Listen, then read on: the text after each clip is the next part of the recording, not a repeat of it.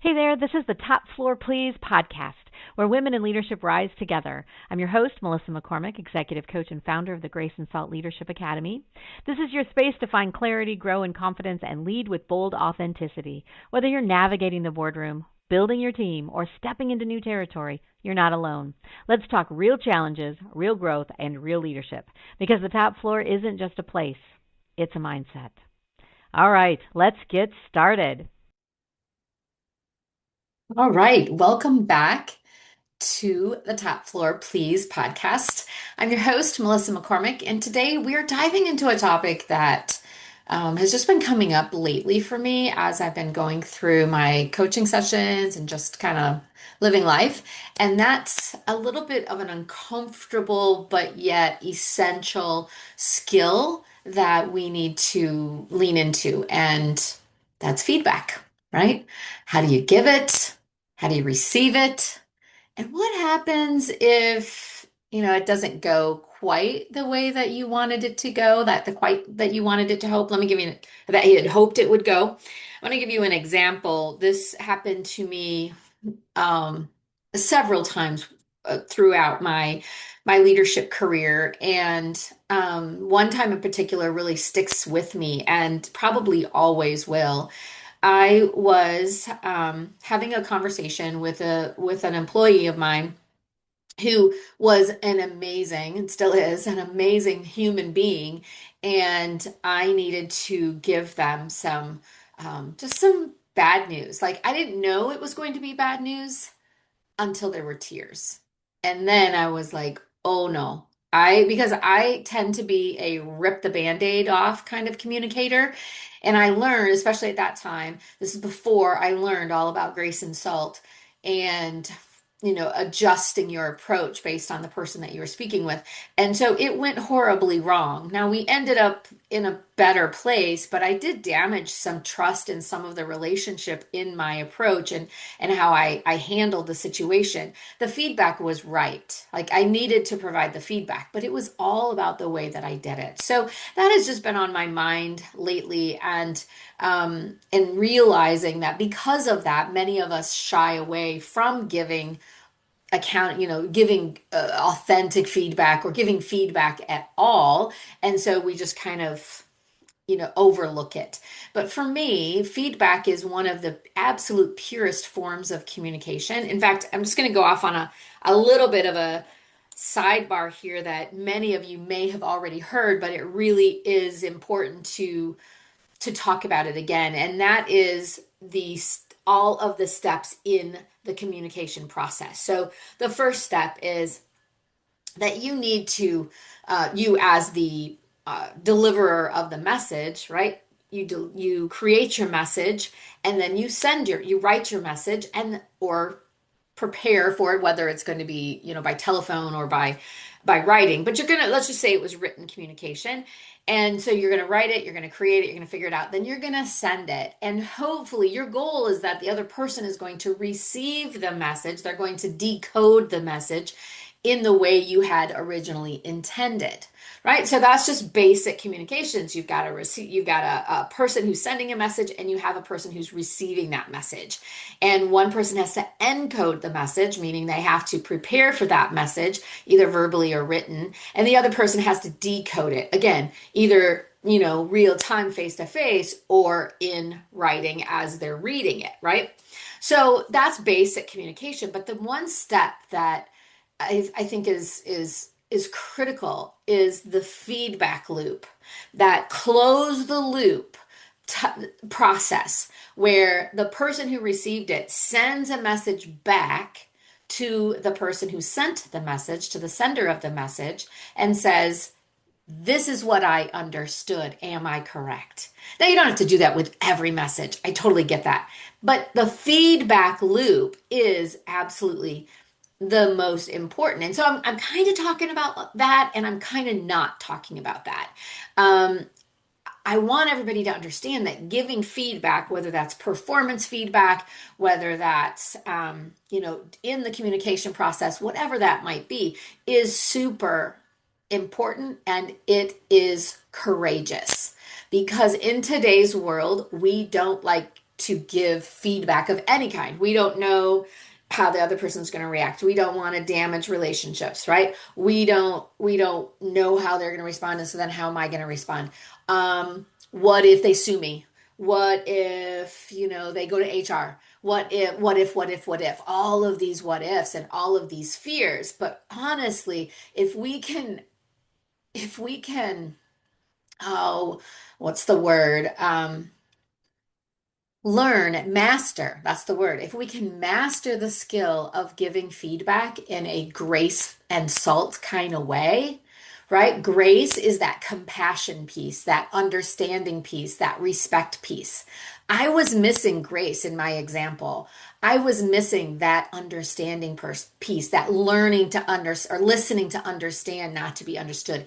I was missing that piece. I had salt in spades. It was truth and it was direct, right? Remember I told you I was the rip the band-aid off kind of communicator. But salt in this context is the message. And that message is that truth, it's accountability, and therefore it's growth. If we don't provide feedback to others, we are honestly robbing them of their growth. So if it's wrapped in grace and if the approach is proper, it still might be awkward, but it's necessary.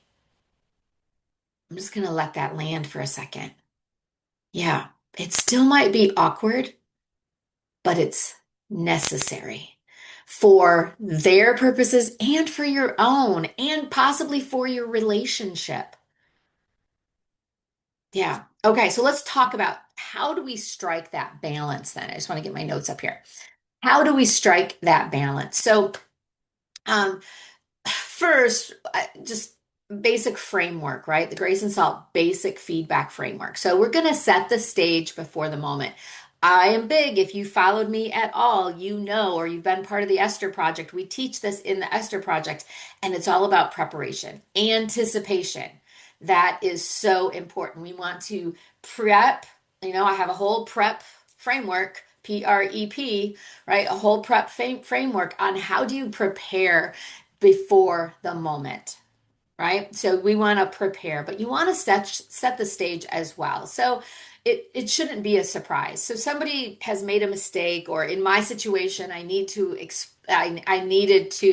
reassign them a different role in the organization. So that shouldn't be a surprise. We should have been having these conversations regularly so that we can say, hey, look, you're amazing. You're just in the wrong seat. Let's put you in the right seat and you will thrive. And honestly, that is totally what happened. But you want to create this culture where conversations about growth are normal. They're not abnormal, so they're not a surprise and they're not dreaded. Like, this is something that we naturally talk about. Maybe not day to day, maybe not daily, but definitely through the week or through the month. Like, this is normal. Like, we are having, because we're in life together. And to do life together, we need to have these types of conversations. And by the way, that goes both ways. You as the boss should be able to receive feedback about your leadership style, or about how maybe some things that you do within your communication or within your leadership doesn't really resonate with your staff. So I'm speaking to the bosses in the room, and I'm also speaking to the employees of the room. So, okay, number one, set the stage before the moment. So, you might have a quick check-in like, can I share an observation? Something like that kind of softens it versus, I noticed yesterday that blah, blah, blah, blah, blah. Like, can I just share? Can I share an observation? That is just a very nice way to get into it without putting somebody back on their heels, right? We don't want to have them defensive immediately. And so this helps them go, well, yeah, what's up? Right? Okay, number two, I want you to start with the intent, not as an accusation, but just as your intent. So I want to share this because I value your contribution and I want to see you grow. Or I want to share this because it is important for your success. It's true. You're not spinning anything. It's the truth. I need you to know this because most people, when they come to work to do a good job. So most people, when they make a mistake, they want to know so that they don't do it again. So if we avoid telling them, no, regardless of whether they're a direct communicator and you're not, regardless of how uncomfortable and awkward it is, that person wants to know, am I doing it right or am I doing it wrong? And if I've been doing it wrong for the last 10 months, then why didn't you tell me? I mean, you have a responsibility and an obligation. Now, and again, I told you I was talking to the bosses in the room, you know, back and forth, right? This is a two-way street. And I'm talking to the employees in the room. I'm talking to the coworkers as well. This goes all directions of the organization.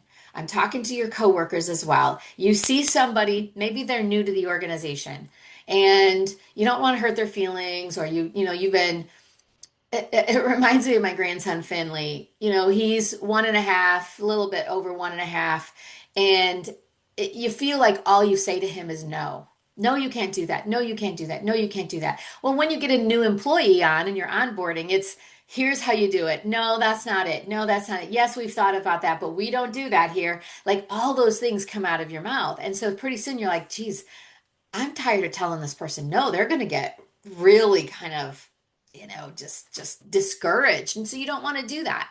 So that's why we start with, I want to share this because it's important, right? I need you to know this is how we do it, and this is why we do it. This is why it's important that we do it this way. Now, if you've got a better way, then let's talk about it. We just need to be sure that everybody is doing the process the same way, or something along those lines, right? I want to share this because I value your contribution and I want to see you grow and I want you to succeed, quite frankly.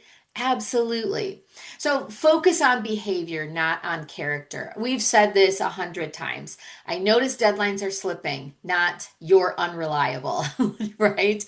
I notice that you're coming in late, not so one more time that you're late and you'll be fired. No, is something going on? So in my book Grace and Salt, I do a chapter on this where we talk about the boss and the employee who's being late, and how the boss is not holding that employee accountable and the rest of the team is watching. So if you've got my book, look that chapter up. I don't have it with me, so I don't know where it is, but I know that it's in there. But I want you to focus on the behavior and not the character. So I notice deadlines are slipping. Is there something going on? What do we need to do in order to, right? Do you have too much on your plate? And by the way, it's okay to admit that. You're not going to be, I mean, you need to, as a boss, you need to say to your employee, if you've got too much on your plate, I need to know, because they may be thinking, if I admit I have too much on my plate, then I'm not doing my job. Is that accurate? Or if they're the kind of boss that you want, they're going to say, I know I have been putting so much on your plate these days. Tell me, is it too much? Because things are slipping and we can't have those things slipping. So I need you to tell me what's happening. Perhaps it's a delay from another department. Perhaps that's it, right? And then you as the boss can help remove that obstacle. So, super important. 4, listen when it's your turn. Oh, that's interesting. If you're receiving the feedback, listen all the way through. I tend to jump. I don't know if you're like me, but I tend to jump. Like if somebody's giving me this long explanation, I want to shorten it and, cut it. Don't do that. Let them finish. Let them finish. Like take a breath. Just wait and patiently until they are done. Avoid that jumping. And then if they are giving you feedback as the boss or as the employee, I avoid immediately explaining yourself or justifying, right? So ask clarifying questions like, can you give me an example? Help me understand. What would success look like next time? Those types of questions, so that it's not, you don't get into an escalation, or you don't get into that, this where it doesn't feel good when you walk out, like you feel like you just went to the principal's office and, and you're not even sure if you're going to continue working here or whatever. You could just start spiraling. Yeah. So you don't want to do that at all. So listen when it's your turn. Make sure that you allow enough time for the other person to provide you their feedback and their thoughts. And by the way, if they come into your office or they call you or whatever that looks like in your organization and they're upset and they're just coming in hot, I need you to listen because that does de-escalate. Don't stand up, stay seated. If they come in and they're standing up, do not stand up. That is like the bear that is roar, right? You want to stay seated. Ask them to take a seat. I can see you're upset. I'm sorry that you're upset. I'm here to listen. What did I do? Okay, that type of approach. Okay. And number five, it goes sideways. When you do what I did years ago on because you're gonna mess up. We're humans, right? So when it goes sideways, I want you to respond with grace and then regroup with the message or with that salt. So if feedback triggers an emotion or defensiveness, pause. Pause. And you can say, look, I can see this has upset you. That was not my intent, but we do need to talk about it. So let me start again. And then you start again. In my situation, we got through it, but then I waited till the next day and I told them, I said, look, I can see that I really upset you. That was not my intent. I want you to think through what we've talked about today, and then let's regroup and let's come back and see if we can figure out a solution that works for both of us. And that's exactly what we did, and it worked out very well. So here is your coaching moment, your grace and salt coaching moment. That feedback is not a weapon. Let's remember that. It's kind of a mindset shift. It's a mirror. So feedback is not a weapon, it's a mirror. I want you to use it to reflect and not to wound, which honestly, everybody who's listening to this, I don't think you intentionally plan on wound, that's not your intent is to wound everybody, to really just cut somebody. But when we're under stress, sometimes if you've got a quick tongue like I do, sometimes that can be sharp and that wasn't your intent, but you were under stress. Now, not that that's an excuse at all, but it could be your reality in that moment. So I just want to go through them just one more time. So one, I want you to set the stage before the moment. So can I share an observation? Use that type of frame, the wording to start with intent, not accusation, right? So here, I want to share this because this is things that you need to know so that you grow and so that you are successful. I want you to focus on the behavior. Number three, focus on the behavior and not the character of the person. Listen when it's your turn. Let them tell you everything. And when you know they're finished, pause and then you can start. And when it goes sideways, do respond with grace and then regroup, right? And start again. Okay, so your action step this week is choose one feedback conversation, either one that you need to give or one that you need to receive, and apply the Grace and Salt framework and notice how that tone when you lead with clarity and care. So this takes practice like everything else we talk about on this podcast. It's all about muscle memory. Now, if this episode resonated with you at all, please share it with somebody that you know. Let them know about it. Subscribe, hit the button if you're on YouTube, hit the follow me button. I think that's what it is. And if you're on Spotify, follow me, subscribe, do all the things, and please post it on your socials. I would love the more people that we can share this with, the absolute better. If you're ready to kind of deepen your leadership journey, I am here. Please reach out to me. I would love to have a clarity call with you. I do executive coaching and really what I do is I get your time back. So if you're interested in that and letting me help you with your executive presence and move to the next level, please reach out to me. But that's it for today. And thank you so much for listening. Thanks for hanging out on the top floor. If today's episode gave you something to think about or a little boost, share it with your friend and keep the momentum going. And hey, if you're ready to find your voice and lead with clarity and confidence, check out the Esther Project. It's our foundational program at Grace and Salt, and it's built for women like you who are ready to rise. You can learn more at graceandsaltleadership.com. I'll drop the link in the show notes, and remember, you don't have to lead like everyone else, just lead like you. All right, I'll see you next time.